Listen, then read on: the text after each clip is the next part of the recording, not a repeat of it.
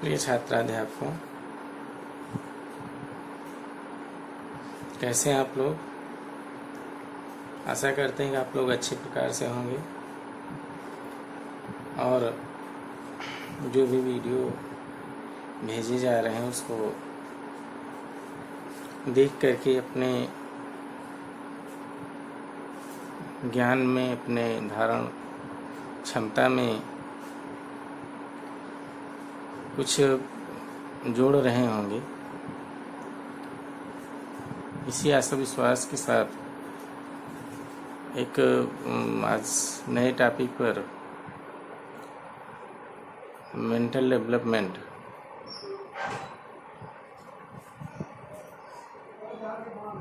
पर आज अपने इस वीडियो में बात करेंगे। तो हम लोग देखेंगे कि कैसे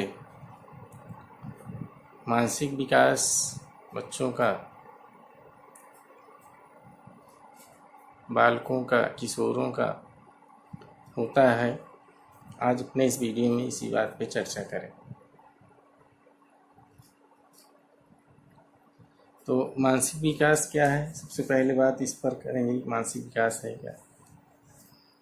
तो मानसिक विकास से तात्पर्य मानसिक जो शक्तियाँ हैं उन शक्तियों में वृद्धि होने से है।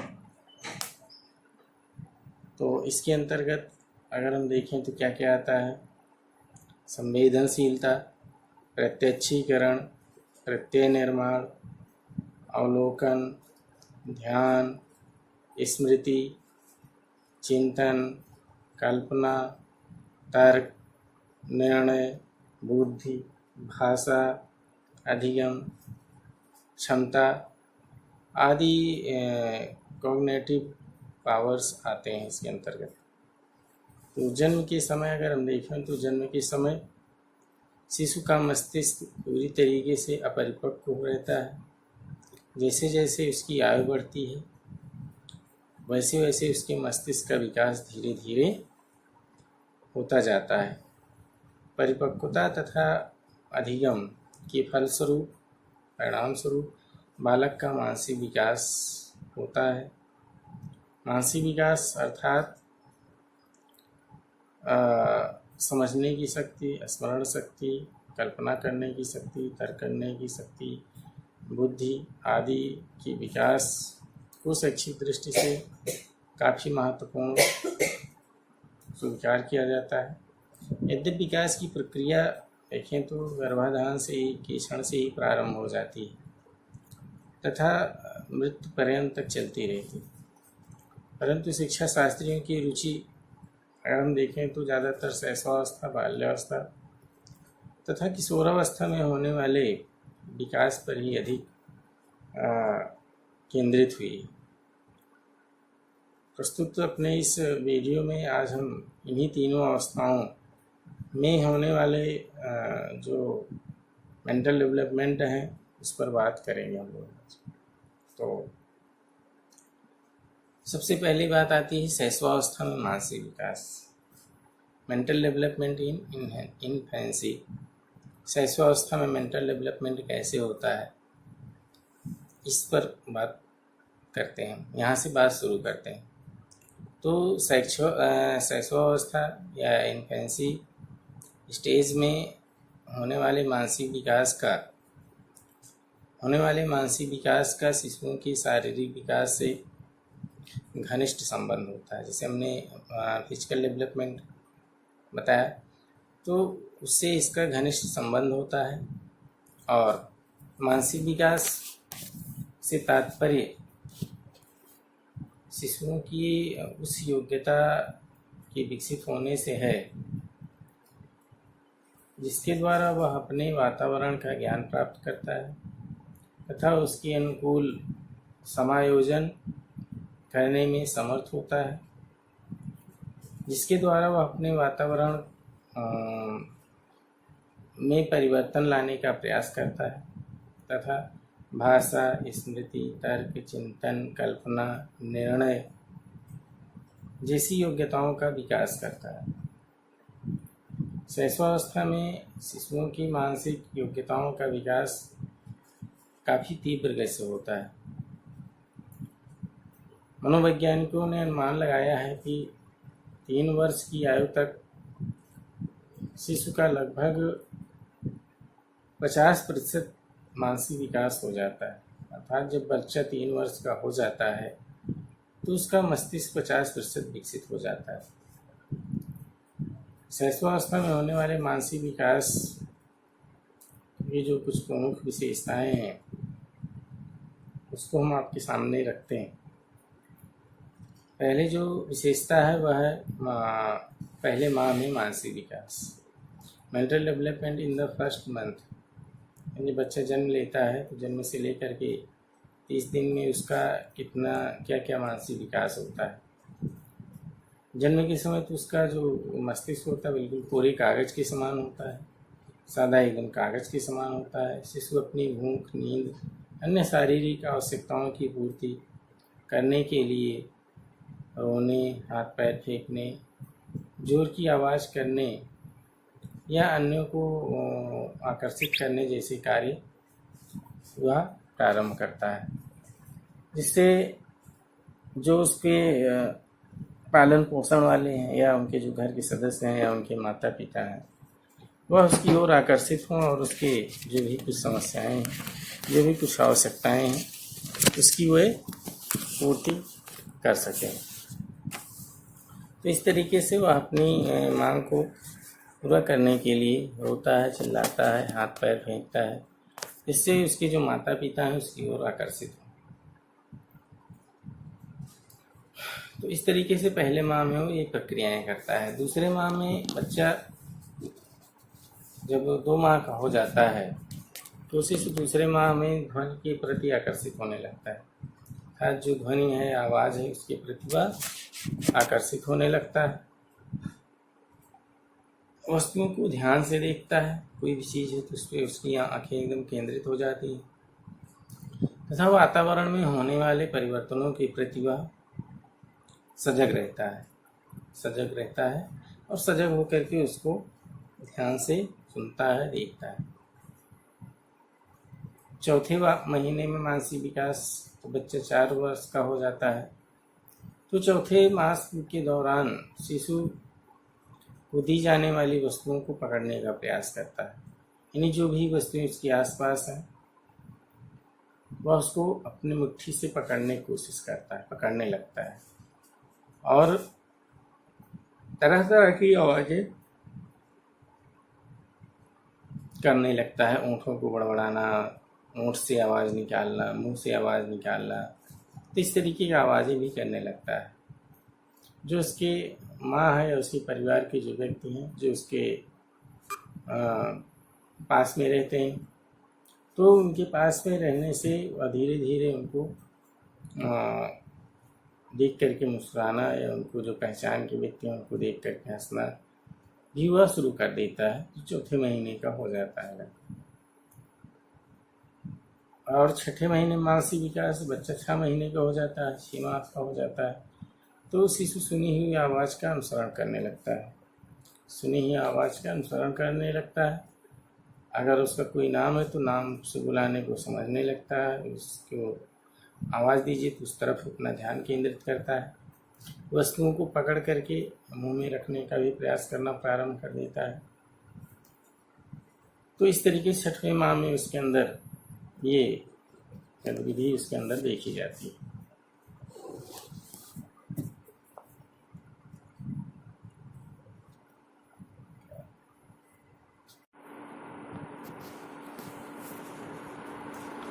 फिर 8वें माह में मानसिक विकास, जब बच्चा 8 महीने का हो जाता है तो 8वें माह में शिशु अपनी रुचि की वस्तु यानी जो उसको अच्छी लगेगी उस अच्छी लगने वाली वस्तु को, चाहे उसके खिलौने हों, उसको लेना चाहता है। वह खिलौनों तथा या वस्तु को किसी अन्य से छीन लेने पर रोने भी लगता है।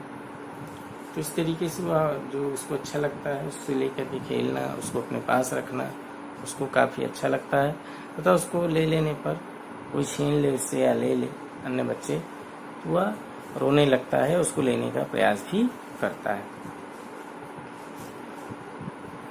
तो इस तरीके से 8 माह में ये प्रक्रियाएं होती हैं। जब बच्चा 10 माह में हो जाता है तो 10वें माह में शिशु घुटनों के बल चलना प्रारंभ कर देता है, सीख लेता है और वह अपने आसपास के वातावरण को पहचानता है। वस्तुओं को छूना, इधर उधर करना, फेंकना, तोड़ना, फाड़ना, ये सारी प्रक्रियाएं वह करना लगता है जब वो 8-10 महीने का हो जाता है। अब जब बच्चा 12 वर्ष का यानी 1 वर्ष का हो जाता है, 12 महीने का हो जाता है, तो 1 वर्ष की आयु में या 12 महीने की आयु में शिशु छोटे छोटे शब्दों को बोलता है। यानी यहाँ पे वह बोलना भी प्रारंभ कर देता है, जैसे माँ, पा, वाह, है ना। तो इस तरीके से 1 या 2 अक्षरों से मिला करके छोटे छोटे शब्दों को बोलने लगता है। और द्वितीय वर्ण जैसे पापा 2 बार कहेगा, मामा 2 बार कहेगा, बाबा 2 बार कहेगा, बाबा 2 बार कहेगा, मामा 2 बार कहेगा। तो इस तरीके से समान अक्षरों के उच्चारण वह 2 बार करता है और धीरे धीरे खड़े होने का भी प्रयास प्रारंभ कर देता है।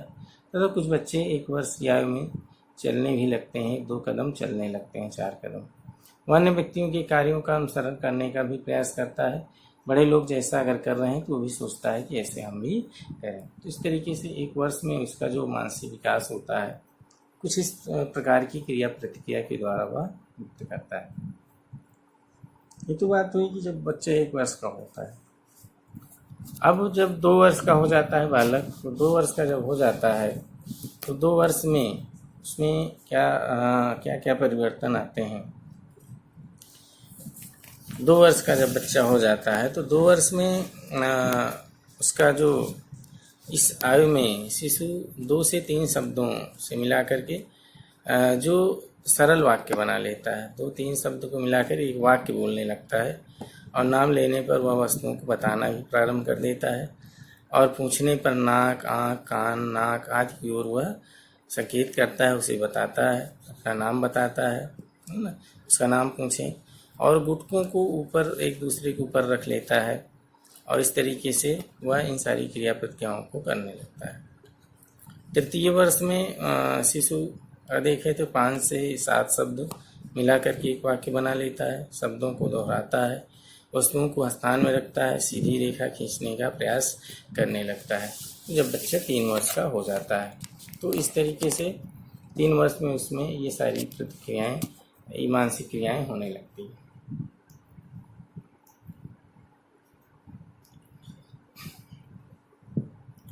अब चतुर्थ वर्ष में जब बच्चा 4 वर्ष का हो जाता है तो चतुर्थ वर्ष में शिशु छोटे या बड़े को समझने लगता है, कौन छोटा है कौन बड़ा है।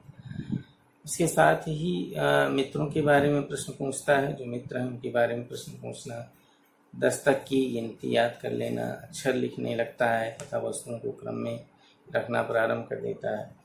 तो ये सारी गतिविधियाँ वह प्रारंभ कर देता है। 5वें वर्ष में मानसिक विकास, बच्चा 5 वर्ष का हो जाता है तो 5वें वर्ष के दौरान शिशु बड़े वाक्यों को बोलने लगता है और लगभग 10 शब्दों को मिलाकर के एक वाक्य बोलने लगता है। मुख्य रंगों को पहचानने लगता है तथा छोटे बड़े व हल्की भारी वस्तुओं को ज्ञान उसको हो जाता है। इस तरीके से 5 वर्ष में ये सारी चीज़ें उसमें विकसित हो जाती हैं। 6ठे वर्ष में मानसिक विकास, जब बच्चा 6 वर्ष का हो जाता है तो 15 से 20 तक की गिनती याद कर लेता है, व्याकरण की दृष्टि से सही वाक्य बोलता है, सरल प्रश्नों के उत्तर देता है तथा चित्रों में अगर कुछ चीज़ें छिपी हैं तो उसको वह बताने लगता है, अधूरे चित्र को पहचान लेता है, पूरे चित्र को पहचानने लगता है। तो इस तरीके से उसमें ये सारी गतिविधियाँ देखी जाती हैं।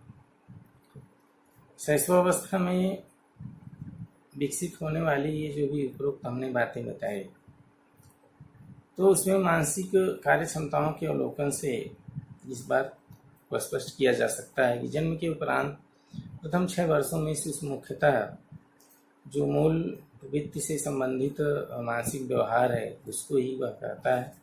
वह ज्ञानेंद्रियों के द्वारा आसपास की वस्तुओं को पहचान कर लेता है और पहचान कर वातावरण का ज्ञान प्राप्त करता है। शिशु की ज्ञानेंद्रियां अर्थात सुनने, सूंघने, देखने, स्वाद लेने, स्पर्श करने करके महसूस करने की क्षमता धीरे धीरे उसकी विकसित हो जाती है। तो इस तरीके से उसकी जो मानसिक व्यवहार होता है कैसा होता है, मूल प्रवृत्त्यात्मक होता है, मूल प्रवृत्ति के आधार पर या मूल प्रवृत्ति पर आधारित होता है पूरे शैशवावस्था के दौरान।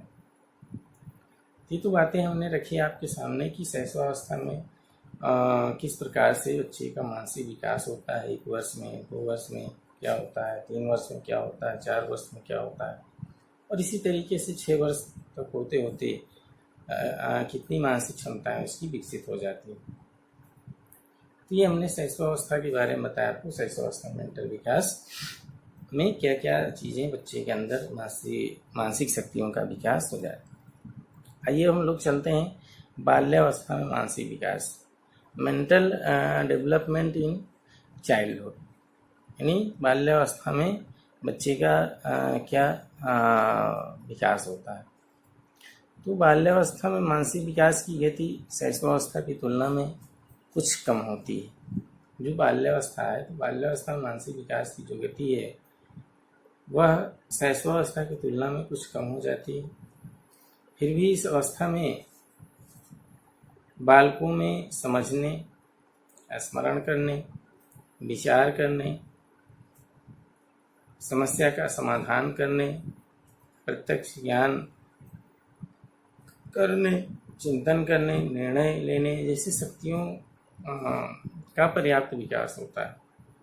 बाल्यावस्था के दौरान बालकों के मानसिक विकास की कुछ प्रमुख विशेषताएं, जैसे कि हमने शैशवावस्था में बताया, ऐसी बाल्यावस्था की 6 वर्ष तक की बातें हमने की थी। अब हम 7वें वर्ष में बताएंगे कि क्या बच्चे के अंदर मानसिक विकास होता है। तो 7वें वर्ष में जब बच्चा 7 वर्ष का हो जाता है, तो 7 वर्ष में उसका जो मानसिक विकास है वह छोटी छोटी घटनाओं का वर्णन करना, वस्तुओं में समानताएं क्या है, उसमें अंतर क्या है, संयुक्त है जटिल वाक्यों का समाधान खोजने का प्रयास वह प्रारंभ कर देता है। 8वें वर्ष में बालक छोटी छोटी कविताएं, कहानियाँ याद कर लेते हैं। उनमें कहानियों से संबंधित जो प्रश्नों का उत्तर है देने की योग्यता विकसित हो जाती है। वह प्रतिदिन की साधारण समस्याओं का समाधान खोज लेते हैं, प्रतिदिन की साधारण समस्याओं का समाधान खोज लेते हैं। तो इस तरीके से उनमें ये सारी गतिविधियाँ विकसित होती हैं। 9वें वर्ष में मानसिक विकास, mental development in the 9th year. जब बच्चा 9 वर्ष का हो जाता है, तो 9 वर्ष की अवस्था में बालक समय, दिन, दिनांक, वर्ष आदि समझने लगता है। वह रुपए पैसे गिन लेता है। वह सुनी हुई बातों को लगभग यथावत दोहरा करके सुना देता है। जोड़, घटाव, गुणा, भाग से संबंधित सरल समस्याओं को वह हल करने के सक्षम हो जाता है। इसकी योग्यता उसके अंदर विकसित हो जाती है जब 9 वर्ष का बालक हो जाता है। तो इस तरीके से 9 वर्ष का जब बालक होगा तो लगभग 3री या 4थी क्लास में होगा, तो उसमें ये सारी बातें इसमें विकसित हो जाती हैं और इसका सबका विकास उसमें हो जाता है।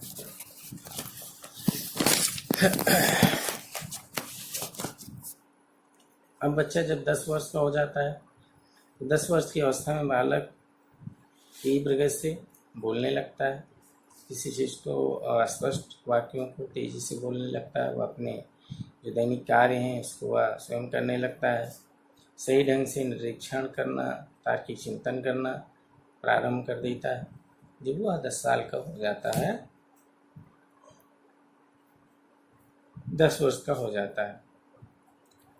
11 वर्ष में मानसिक विकास, जब बच्चा 11 वर्ष का हो जाता है, तो इस वर्ष में बालक कठिन शब्दों की व्याख्या करने लगता है। जो कठिन शब्द होते हैं उनकी व्याख्या करने लगता है। विभिन्न वस्तुओं की तुलना करने लगता है, उनका वर्गीकरण करने लगता है। वह प्रत्यक्ष अवलोकन करके पशु पक्षी, कीड़े मकोड़े, कलपुर्जे आदि वस्तुओं का ज्ञान प्राप्त करने का प्रयास करने लगता है। उसकी तर्क, जिज्ञासा, निरीक्षण शक्तियों का उसकी पर्याप्त विकास हो जाता है। इस तरीके से उनमें ये सब सारी चीज़ें उसमें विकसित हो जाती हैं। इसी तरीके से 12 वर्ष में मानसिक विकास, जब बच्चा 12 वर्ष का हो जाता है, तो 12 वर्ष में के दौरान बालक जो बालिकाएं उनमें तर्क करने, समस्या का समाधान करने की योग्यता काफ़ी अधिक विकसित हो जाती है। वह हर बात के पीछे कारण खोजने लगता है, इसके पीछे कौन से कारण हैं। बाल्यावस्था में होने वाले जो भी उपरोक्त बातें हैं हमने बताया, तो उपरोक्त बातों के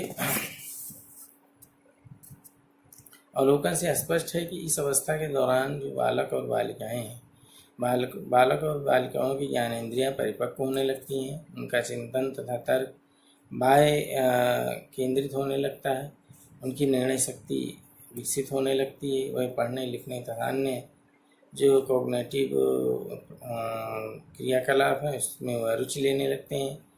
पहेलियाँ बुझने, समस्यात्मक खेलों को खेलने, मानसिक तर्क जैसी क्रियाओं को करने में उनकी रुचि काफ़ी बढ़ जाती है।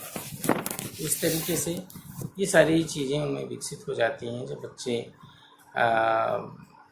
बाल्यावस्था में या 12 वर्ष का जब वह हो जाता है।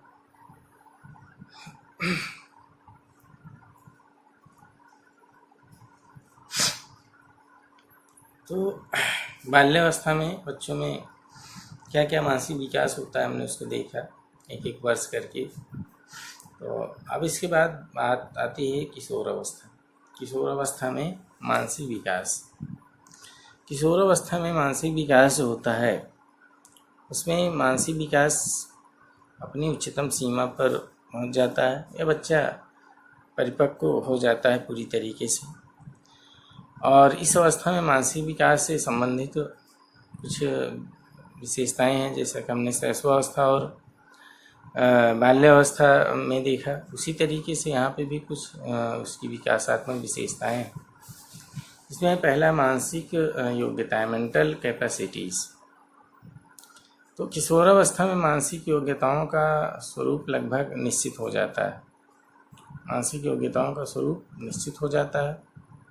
किशोरों में सोचने, समझने, विचार करने, समस्याओं का समाधान करने की उच्च स्तरीय मानसिक योग्यताएं विकसित हो जाती हैं। उच्च स्तरीय मानसिक योग्यताएं क्या हो जाती हैं? विकसित हो जाती हैं, परंतु वह प्रौढ़ों के समान उनका जो प्रभावशाली ढंग से उपयोग नहीं कर पाते हैं।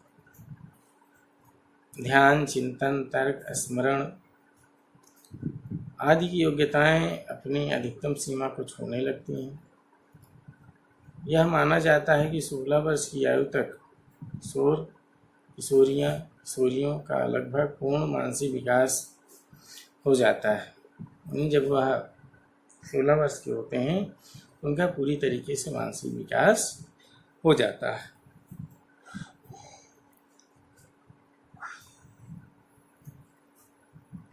दूसरा है कल्पना शक्ति। किशोरावस्था में किशोर वास्तविक जगत में रहते हुए भी कल्पना लोक में विचरण करने लगते हैं, काफ़ी काल्पनिक हो जाते हैं। उनका दिव्या स्वप्न देखने लगते हैं, हवा में महल बनाने लगते हैं। इस तरीके से कल्पना शक्ति काफ़ी विकसित हो जाती है। कल्पना की अधिकता के कारण उनमें दिव्या स्वप्न देखने की प्रवृत्ति उत्पन्न हो जाती है। बालकों की अपेक्षा बालिकाओं में कल्पना शक्ति अधिक हो जाती है। कला हो गया, संगीत हो गया, अन्य रचनात्मक कार्यों के द्वारा किशोर किशोरियाँ अपनी कल्पना शक्ति को अभिव्यक्त करते हैं, उसका प्रकटीकरण करते हैं। फिर अगला भाषा। किशोरावस्था में जो शब्द भंडार होता है वो काफ़ी विकसित हो जाता है, काफ़ी बढ़ जाता है। चिंतन, तर्क, कल्पना शक्ति के विकास का प्रभाव बालकों की भाषा विकास पर पड़ता है। सामाजिक संपर्क तथा विद्यालय के प्रभाव के फलस्वरूप उनका भाषा ज्ञान तीव्र गति से बढ़ता है। भाषा ज्ञान काफ़ी तीव्र गति से बढ़ता है।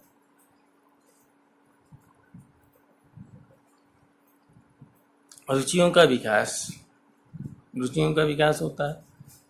डेवलपमेंट। किशोरावस्था में रुचियों का विकास भी काफ़ी तीव्र से होता है। शारीरिक स्वास्थ्य के प्रति आकर्षण, पौष्टिक भोजन, वेशभूषा, पढ़ाई लिखाई, आदर्श, भावी रोजगार, चलचित्र, दूरदर्शन, साहित्य पढ़ने आदि में किशोर और किशोरियों की विशेष रुचि होती है। इनमें उनकी काफ़ी रुचि होती है। और इस अवस्था के दौरान होने वाले मानसिक विकास से स्पष्ट है कि इस काल में मानसिक योग्यताएं अपनी सीमा पर पहुंच जाती हैं।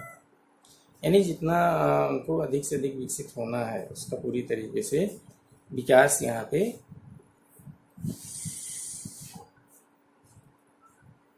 हो जाता है। तो ये तो बातें रही। अब पियाजे के अनुसार संज्ञानात्मक विकास, इस पर भी बात हम कर लेंगे। Cognitive development according to Piaget, यानी पियाजे ने जो मानसिक विकास से संबंधित बातें बताई उस पर भी हम दृष्टि डाल लेते हैं। तो जो जीन पियाजे हैं वे संज्ञानात्मक विकास के क्षेत्र में कार्य करने वाले तत्कालीन मनोवैज्ञानिकों में से सर्वाधिक प्रभावशाली स्वीकार किया जाता है इनकी बात को। और पियाजे का देखें तो इनका जो इतिहास है वो जन्म 9 अगस्त 1896 में 96 को स्विट्जरलैंड में हुआ था। कहाँ हुआ था? स्विट्जरलैंड में। 22 वर्ष की अल्प आयु में उन्होंने जंतु विज्ञान जूलॉजी विषय में पीएचडी की उपाधि अर्जित की थी। और उन्होंने जंतु विज्ञान के क्षेत्र में अनेक लेख भी प्रकाशित किए हैं। तत्पश्चात उन्होंने जीव विज्ञान ज्ञान प्राप्ति की प्रक्रिया के बीच संबंध खोजने का भी प्रयास किया है। मनोविज्ञान के प्रशिक्षण के दौरान उन्होंने अल्फ्रेड बिने के निर्देशन में फ्रेंच स्कूल के बच्चों की बुद्धि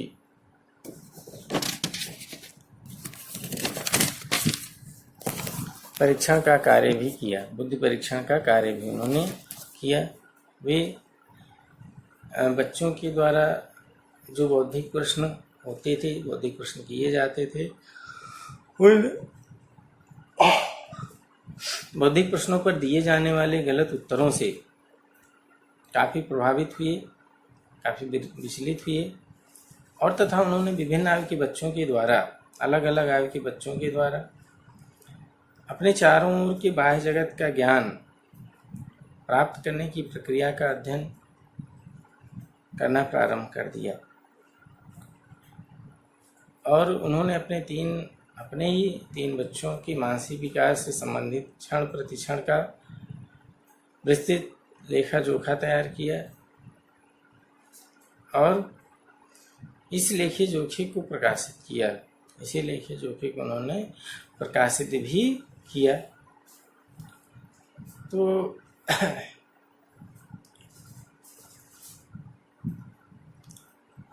विश्लेषण के आधार पर विकासात्मक मनोविज्ञान के क्षेत्र में लगभग 400 से अधिक पुस्तकों तथा लेखों को प्रकाशित किया, लगभग 400।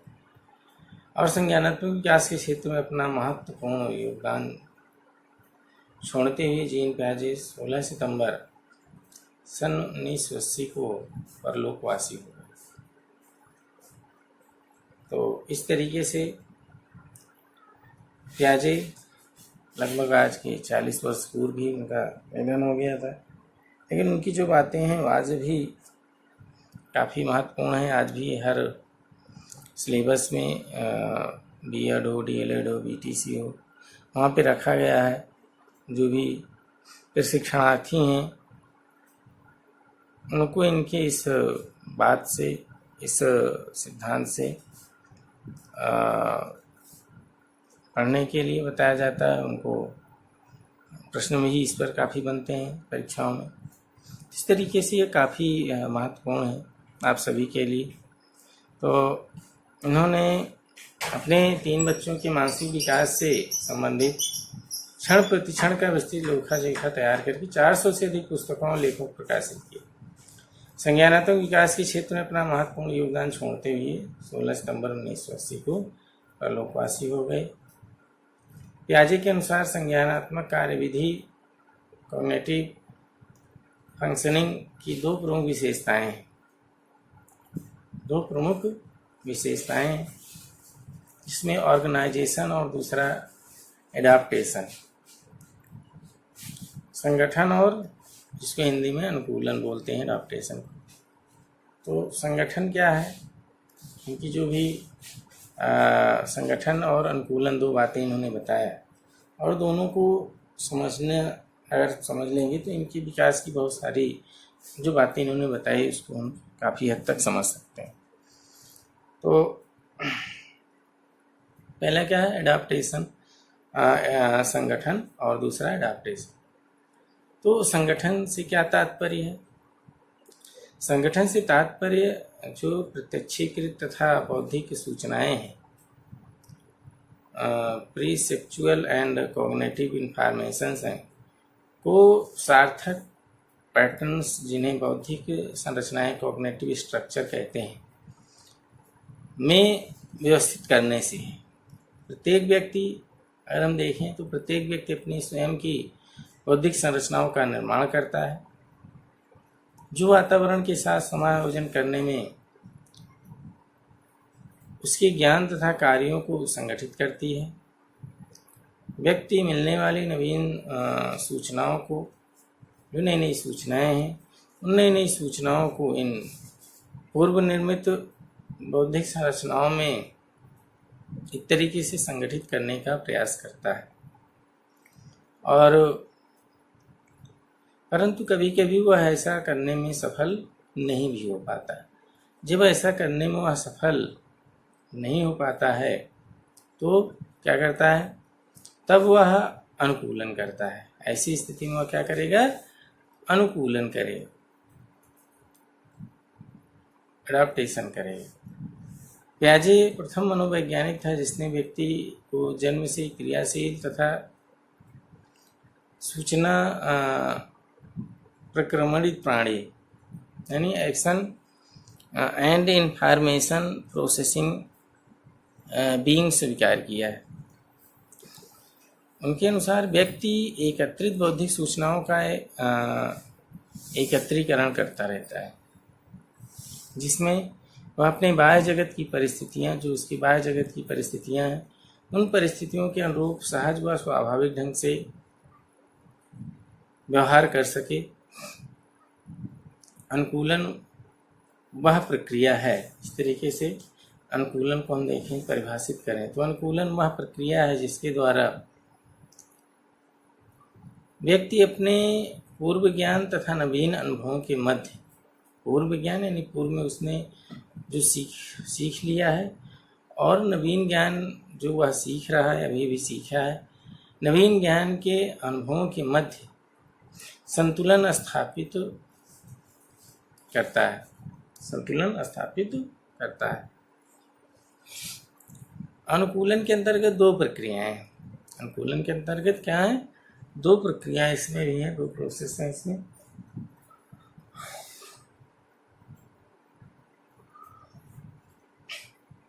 दो प्रक्रियाएं कौन कौन है? पहला है आत्मसात्करण, एसिमिलेशन, तथा संविष्टीकरण या एकोमोडेशन। एसिमिलेशन और एकोमोडेशन, ये दो प्रक्रियाएं। आत्मसातीकरण क्या है? आत्मसातीकरण से तात्पर्य नवीन अनुभवों को पूर्ववर्ती विद्यमान बौद्धिक संरचनाओं में व्यवस्थित करने से। जो नवीन अनुभव उसने प्राप्त किया है, उस नवीन अनुभव को पूर्व में उसने जो प्राप्त कर लिया है, उसकी बौद्धिक संरचनाओं में एक तरीके से व्यवस्थित कर देना ही आत्मसातीकरण कहलाता है। यानी इसको एक तरीके से आत्मसात कर लिया, नए अनुभव को पुराने अनुभवों के आधार पर। जबकि संविष्टीकरण से तात्पर्य है नवीन अनुभवों की दृष्टि से पूर्ववर्ती बौद्धिक संरचनाओं में सुधार करना। जिसने नवीन अनुभव प्राप्त किया है, उसके आधार पर जो पूर्व में पूर्ववर्ती बौद्धिक संरचनाएं हैं उनमें कुछ सुधार करना, कुछ परिवर्तन करना समय की मांग के अनुसार और विस्तार करना ही क्या कहलाता है? समष्टिकरण कहलाता है। यह विद्यमान बौद्धिक संरचनाओं को परिवर्तित करने की एक प्रक्रिया है। जो विद्यमान बौद्धिक संरचनाएं हैं उसमें कुछ फेरबदल करने, कुछ नवीनता लाने, कुछ सुधार करने की प्रक्रिया को क्या कहते हैं? समष्टिकरण कहते हैं या एकोमोडेशन कहते हैं। जिससे नवीन अनुभव, जिससे नया अनुभव अथवा ज्ञान की उचित ढंग से उसको व्यवस्थित किया जा सके, उसको उचित ढंग से व्यवस्था के अंतर्गत लाया जा सके। तो यही प्रक्रिया क्या कहलाती है? यही प्रक्रिया समष्टिकरण की कहलाती है।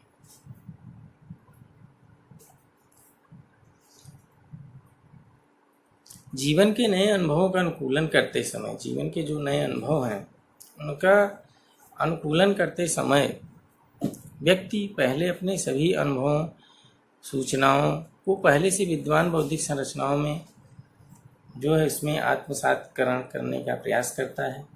सबसे पहले तो यही करता है।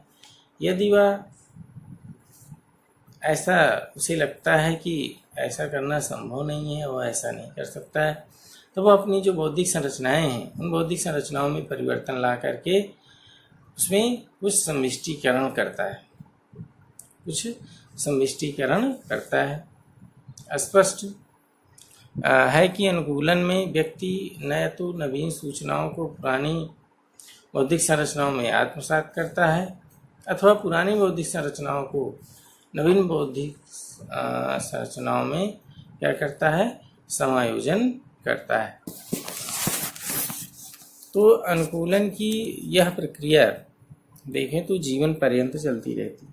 जब तक व्यक्ति जीता है तब तक ये दोनों प्रक्रियाएं उसके अंतर्गत चलती हैं, चाहे वह आत्मसातीकरण करे या समष्टिकरण करे। तो पियाजे के अनुसार बौद्धिक विकास व्यक्ति तथा वातावरण की इस तरीके से परस्पर जो इंटरेक्शन है, अंतःक्रिया है, उसी पर निर्भर करता है। पियाजे के अनुसार बौद्धिक विकास व्यक्ति तथा वातावरण की परस्पर जो अंतर्क्रिया है, अंतःक्रिया पर ही निर्भर रहता है और अनुकूलन के द्वारा नवीन ज्ञान को आत्मसात करने अथवा समष्टि प्रक्रिया के एक उदाहरण से स्पष्ट हो जाए।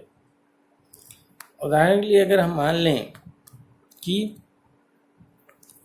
2 वर्ष का कोई बालक है, 2 वर्ष का कोई बालक है, जब वह प्रथम बार किसी सफ़ेद कुत्ते को देखता है, पहली बार किसी सफ़ेद वस्तु या सफ़ेद कुत्ते को देखता है, तो वह प्रश्न करता है कि यह क्या है।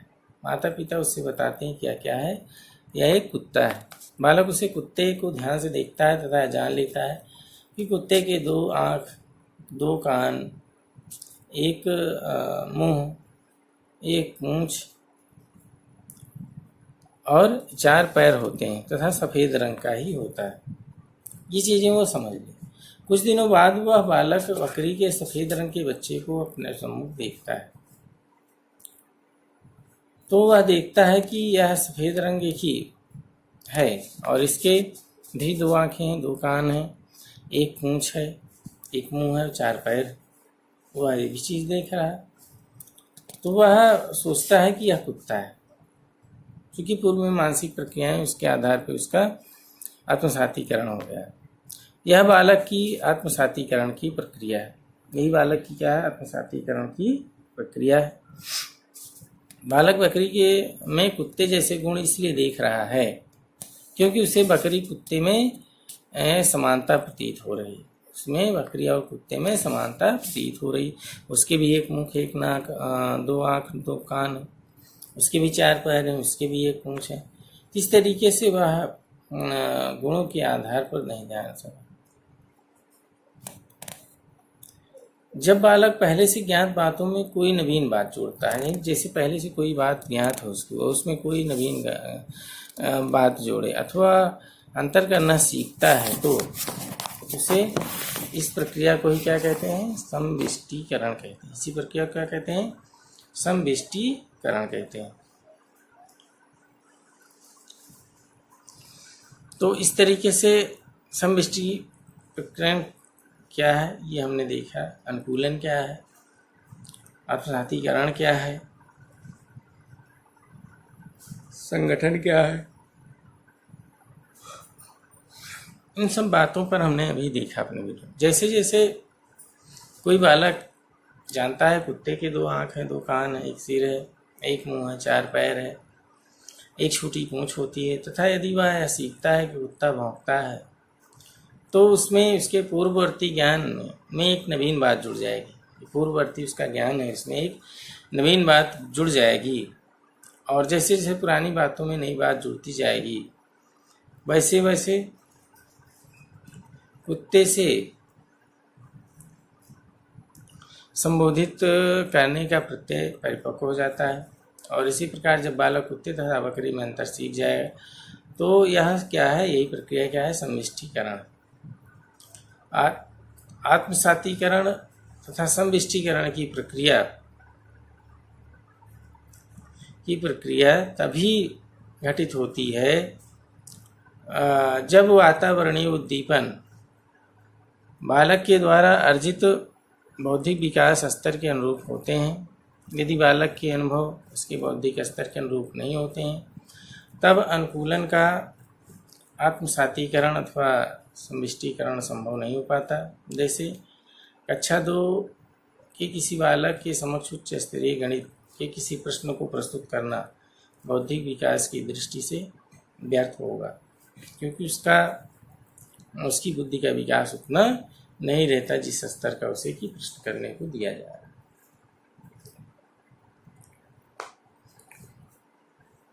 इस तरह से प्रत्येक जो बौद्धिक विकास का जो स्वसंचालित है, वह बालक तथा अपनी बौद्धिक संरचनाओं में नवीन अनुभवों का तालमेल बैठाता है। विभिन्न आयु स्तरों पर वह तालमेल भिन्न भिन्न प्रकार से करता है। और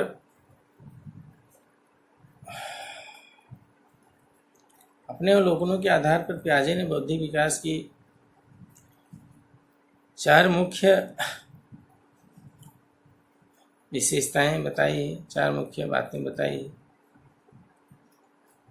और प्रत्येक अवस्था बौद्धिक संरचना में तालमेल बैठाने के बालक के प्रयासों के एक भिन्न रूप को व्यक्त करती है। प्रत्येक अवस्था एक विशेष समय अवधि में तक ही होती है और तथा प्रत्येक अवस्था अपनी पूर्व अवस्थाओं से अधिक उपयुक्त होती है। पियाजे के बौद्धिक विकास की निम्न 4 अवस्थाएं मानी गई हैं। जो उसका बौद्धिक विकास है, उसकी 4 अवस्थाएं मानी गई हैं, जिसको हम अभी आपके सम्मुख रख रहे हैं। पहला है संवेदात्मक या संवेदी गामक अवस्था, सेंसोरी मोटर स्टेज। पूर्व संक्रियात्मक अवस्था, प्री ऑपरेशनल स्टेज। मूर्त संक्रिया की अवस्था, कंक्रीट ऑपरेशनल स्टेज। औपचारिक संक्रिया की अवस्था, फॉर्मल ऑपरेशन स्टेज। इस तरीके से ये 4 नाम से मानसिक विकास को इन्होंने व्याख्यायित किया है। और इस तरीके से इनकी जो भी 4 अवस्थाएं हैं, उसका हम एक एक करके संक्षेप में आप लोगों के समक्ष बातें बताएंगे। तो जो पहली स्टेज है वह है संवेदी गामक अवस्था है, सेंसोरी मोटर स्टेज। इस ज्ञानात्मक विकास की प्रथम अवस्था में पियाजे ने संवेदात्मक गामक अवस्था के नाम से इसको बताया है। संवेदी गामक अवस्था के नाम से भी इसे जाना जाता है। यह अवस्था जन्म के उपरांत प्रथम 2 वर्ष तक चलती है, यानी 0 से 2 वर्ष तक चलती है। इस अवस्था में बालक देखने, पकड़ने, सूंघने, चूसने आदि की जो सहज क्रियाएं हैं, उन क्रियाओं से व्यवस्थित प्रयासरत क्रियाओं की ओर धीरे धीरे बढ़ने लगता है। जन्म के समय बालक खेलने, कूदने, पकड़ने, सूंघने जैसी क्षमताएं होती हैं।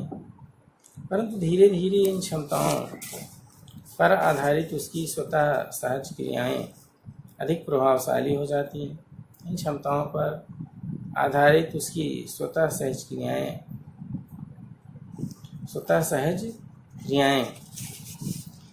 अधिक प्रभावशाली हो जाती हैं। संवेगात्मक अवस्था के दौरान शिशु असहाय जीवधारी से धीरे धीरे वह गतिशील, अर्धभाषी तथा सामाजिक दृष्टि से चतुर प्राणी बन जाता है। वह आवाज़ तथा प्रकाश के प्रति प्रतिक्रिया देने लगते हैं, रुचिकर कार्यों को करने की कोशिश करते हैं, वस्तुओं को स्थिर मानते हैं। बालक प्रयास एवं त्रुटि के आधार पर अपनी परिस्थितियों को समझने का प्रयास करने लगते हैं। बालक प्रयास एवं त्रुटि के आधार पर परिस्थिति को समझने का प्रयास करने लगता है। लगभग 1.5 वर्ष की आयु में बालक कुछ करने से पहले सोचना प्रारंभ कर देता है और प्रारंभ में वह अनुकरण के लिए भाषा का प्रयोग करते हैं, परंतु बाद में वह अपनी भावनाओं को व्यक्त करने के लिए भाषा का प्रयोग करने लगते हैं। इस अवस्था की बौद्धिक संरचनाओं के पूर्ण विकास के उपरांत बालक संज्ञानात्मक विकास की आगामी अवस्था में जाने के लिए तैयार हो जाता है।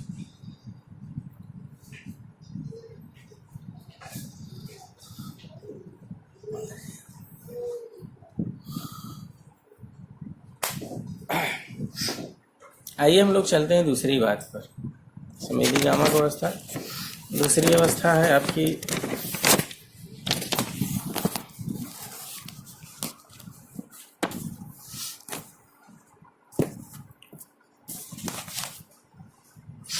मूर्त संक्रियात्मक अवस्था। मूर्त संक्रियात्मक अवस्था संज्ञानात्मक विकास की यह देखें तो हम दूसरी अवस्था है और इस संज्ञानात्मक विकास की पूर्व संक्रियात्मक अवस्था ये लगभग 2 वर्ष की अवस्था से प्रारंभ होकर के 7 वर्ष 2 से प्रारंभ होकर के 7 वर्ष तक चलती है। इस अवस्था में संकेतात्मक कार्यों का प्रादुर्भाव तथा भाषा का प्रयोग प्रारंभ होता है। इस अवस्था को 2 मुख्य भागों में बांटा जा सकता है। ये बांटा गया है।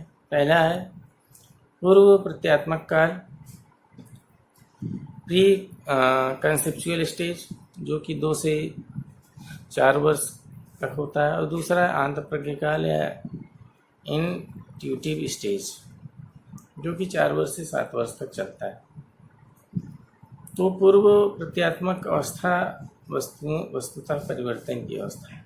यह परिवर्तन की अवस्था है जिसे खोज की अवस्था भी कहा जाता है। बालक विभिन्न घटनाओं या कार्यों के संबंध में क्या, क्यों, कैसे जैसे प्रश्नों का उत्तर जानने में रुचि रखता है। वह जिस कार्य को भी अन्यों को द्वारा करते हुए देखते हैं वह वही कार्य करने के रखते हैं। उनमें बड़ों का अनुसरण करने की प्रवृत्ति बहुत देखी जाती है। बालक अनुकरण करने की प्रवृत्ति काफ़ी होती है और लड़के अपने बड़े भाई, पिता, किताब, समाचार पत्र को पढ़ने, लड़कियां अपनी माँ की तरह खाना बनाने, साफ सफाई करने का कार्य करने लग जाती है। अनुकरण करने से खेलों के द्वारा बालक तरह तरह के प्रश्नों, सूचनाओं, आवश्यकताओं के प्रति जागरूक होते हैं। पूर्व प्रत्यात्मक अवस्था में भाषा विकास का काफ़ी महत्व है। 2 वर्ष का बालक लगभग 200 शब्दों को समझ लेता है, जबकि 6 वर्ष का बालक लगभग 16,000 शब्दों को समझ पाता है। 2 वर्ष का बालक 1 या 2 से अधिक शब्दों से वाक्य बना करके बोलता है, जो व्याकरण की दृष्टि से व्याकरण की दृष्टि से प्रायः अशुद्ध और अपूर्ण होते हैं। 3 वर्ष का बालक लगभग 8 से 10 शब्दों को बोलने लगता है, जो व्याकरण दृष्टि से शुद्ध होते हैं। पूर्व संक्रियात्मक अवस्था में भाषा का अधिकतम विकास हो जाता है। अच्छे तथा समृद्ध भाषाई वातावरण में बालक को भाषा का विकास काफ़ी अच्छा होता है। लगभग 4 वर्ष से लेकर के 7 वर्ष की आयु में बालक आत्मप्रज्ञा चिंतन की अवस्था में होता है। आत्मप्रज्ञा चिंतन की अवस्था में होता है। आत्मप्रज्ञा से प्याजे का तात्पर्य किसी तार्किक विचार प्रक्रिया के किसी वस्तु या बात पर एक दूसरे की मार पिटाई भी शुरू हो जाती है। उदाहरण के लिए, यदि समान लंबाई की 2 छड़ों को एक दूसरे के समानांतर रख दिया जाता है तो 4 वर्ष के बालक से पूछा जाता है तो कौन सी अधिक लंबी है, तो बालक उत्तर होगा कि दोनों छड़ें बराबर लंबाई की हैं। दोनों छड़ें बराबर लंबाई की हैं। अब यदि बालक देखते हुए ही उनमें से एक छड़ी को ऊपर छड़ी को खिसका दिया जाए तथा पुनः वही प्रश्न किया जाए तो अधिकतर बालक उनमें से एक छड़ी को दूसरी छड़ी से अधिक लंबा कहेंगे। एक छड़ी को दूसरी छड़ी से अधिक लंबा कहेंगे।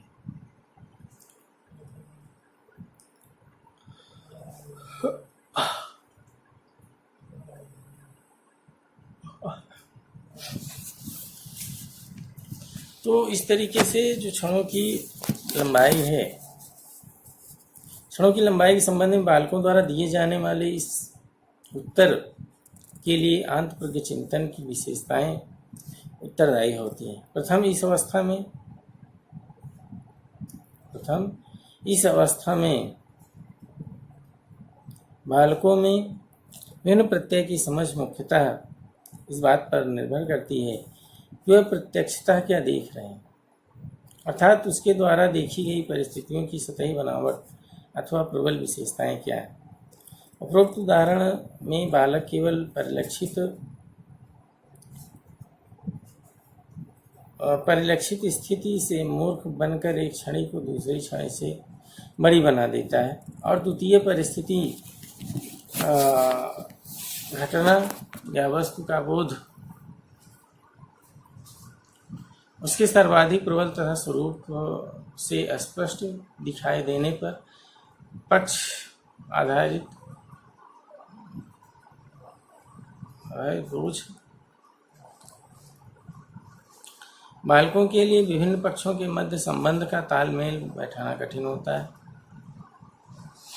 और उपरोक्त उदाहरण से बालकों में तो केवल दाईं ओर अथवा केवल बाईं ओर परिस्थिति पर ध्यान देकर एक छड़ी को दूसरी छड़ी से बड़ा बता देता है। तृतीय इस अवस्था में विचार प्रक्रिया अविलोमीय होती है, अर्थात बालक मानसिक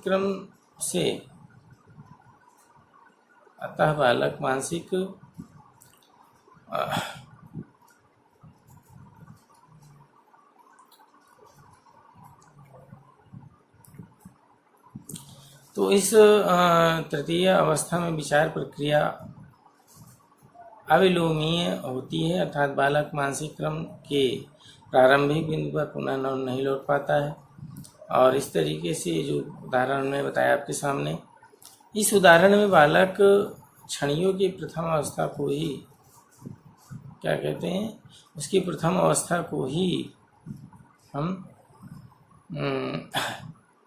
प्रारंभिक बिंदु पर लौटाते हैं और उसकी छड़ियों की प्रथम अवस्था को मन में ही संज्ञा रूप में नहीं ले पाता है, इसलिए ऐसा होता है।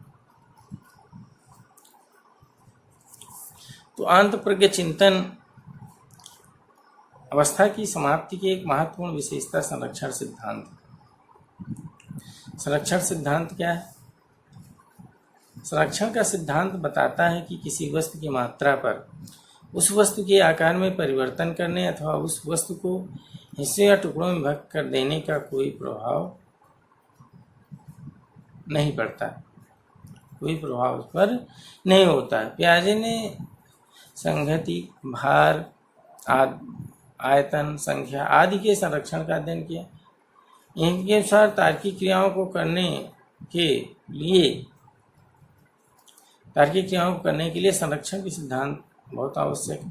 संरक्षण के ज्ञान के लिए विलोमीयता भी काफी महत्वपूर्ण है। विलोमीयता से अभिप्राय किसी लघुतम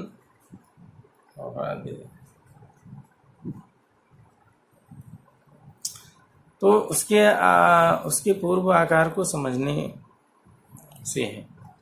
गेंद को दबाकर लंबा कर दिया जाए और यदि बालक यह सोच लेता है कि लंबी गेंद को पुनः गोला करके उसको गोला करके पहले जैसा बनाया जा सकता है, इसका अर्थ है बालक में विलोमीयता की योग्यता विकसित हो गई। तार्किक गुणितता क्या है? तार्किक गुणितता से तात्पर्य दो से दो या अधिक विमाओं या विशेषताओं पर एक साथ ध्यान देने से है। जैसे जैसे किसी चपेट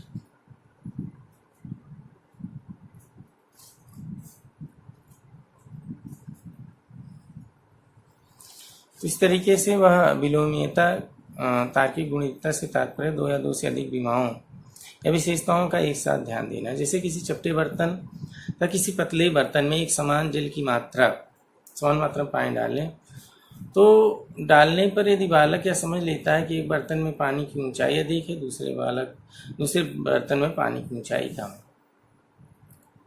लेकिन बर्तन में पानी की ऊंचाई अधिक है जबकि दूसरे में कम है, इसलिए दोनों बर्तनों में पानी की मात्रा समान है, तो इसका अर्थ है कि बालक ने तार्किक गुणितता की योग्यता अर्जित कर ली। तार्किक गुणितता की योग्यता क्या कर ली है? अर्जित कर ली है। विलोमीयता तथा तार्किक गुणितता लॉजिकल मल्टीप्लिकेशन की योग्यताएं बालक को संरक्षण के सिद्धांत को समझने के योग्य बनाती हैं, जिससे बालकों में तीव्र तार्किक चिंतन होता है और उसको काफ़ी प्रभावशाली ढंग से काम करता है। तो पूर्व संक्रियात्मक अवस्था के अंतःप्रज्ञ चिंतन काल में बालक खेल अधिकाधिक सामाजिक होते हैं। बालक प्रायः पोस्टमैन, डॉक्टर, पुलिसमैन, अध्यापक, वकील जैसे सामाजिक नेताओं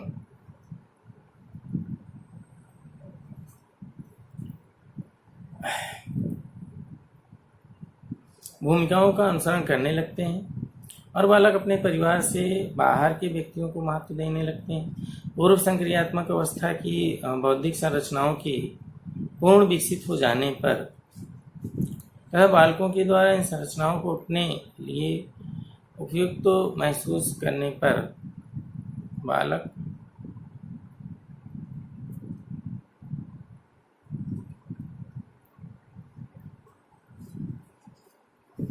तो इस तरीके से उसमें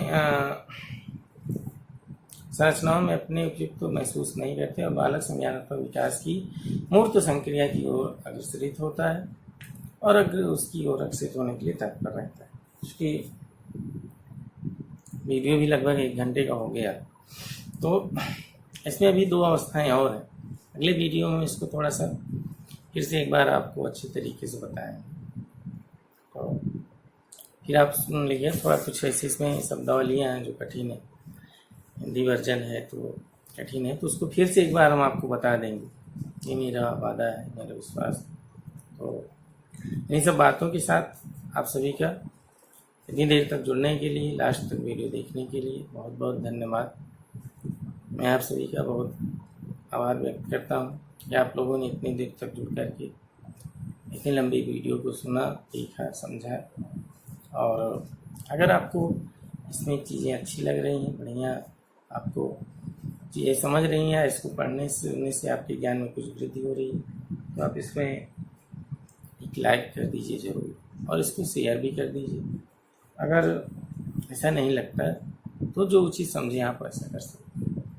अगर इसमें कुछ कमी भी लगी है, न चीज़ें आपको समझ में आई हों, तो इसको आप कमेंट बॉक्स में जा कर के उस पर अपनी उपस्थिति दर्ज कर सकते हैं। आपको सुझाव है तो सुझाव भी आप दे सकते हैं।